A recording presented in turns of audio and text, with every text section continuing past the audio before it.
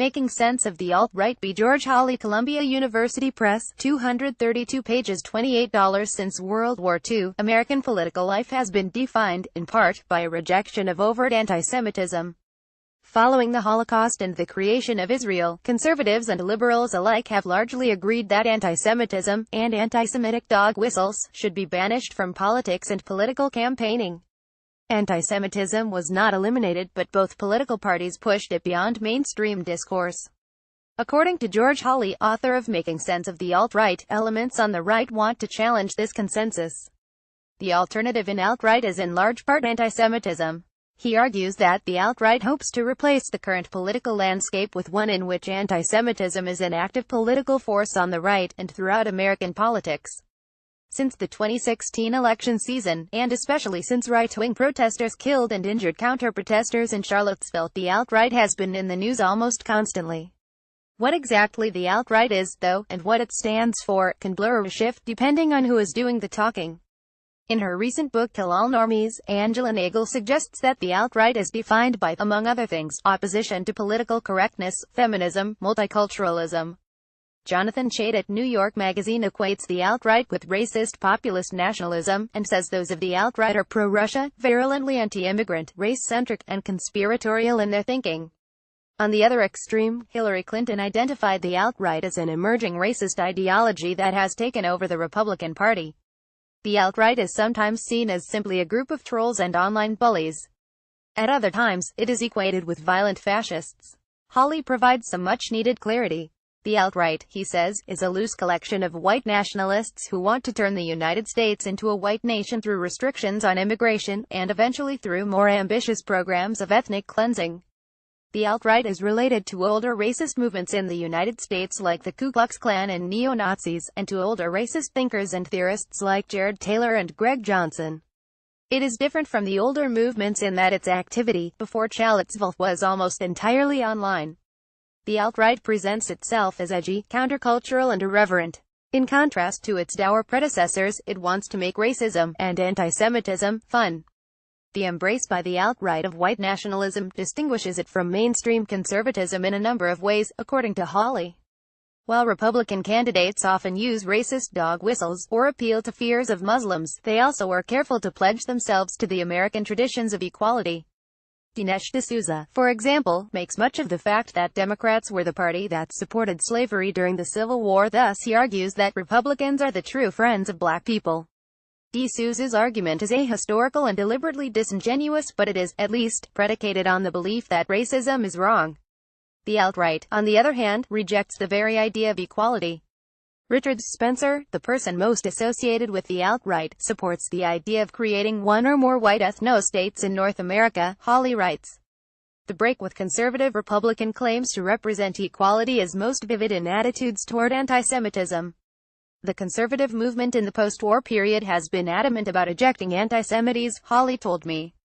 William F. Buckley largely viewed purging anti-Semites from mainstream conservative thought as one of his most significant accomplishments, Hawley said. Buckley wrote an entire book about the question of whether Pat Buchanan was an anti-Semite, ultimately concluding that he was. And therefore Republicans couldn't get behind his movement. There's plenty of examples of where conservatives said quite explicitly that that is an element of right-wing thought they wanted to get away from forever.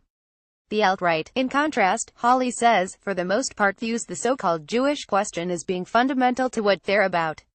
And some of the most visible and successful campaigns of the alt-right have targeted Jewish people. As with the rest of the efforts of the alt-right, these have been concentrated online. The website The Right Stuff began placing 3 parentheses around Jewish names, Albert Einstein, for example. The idea was to use a catchy visual meme to make Jewish people, and especially Jewish journalists, visible. One alt-right individual created a Google Chrome plugin that would place parentheses around Jewish-sounding names. The plugin was quickly banned as hate speech. Many Jewish people began using the parentheses around their screen names on Twitter as an act of defiance, which the alt-right considered a huge success, since it wanted to make Jewish journalists more visible and highlight the supposed influence of Jewish people in the media. The alt-right has also targeted Jewish conservative journalists for online abuse and hate mail.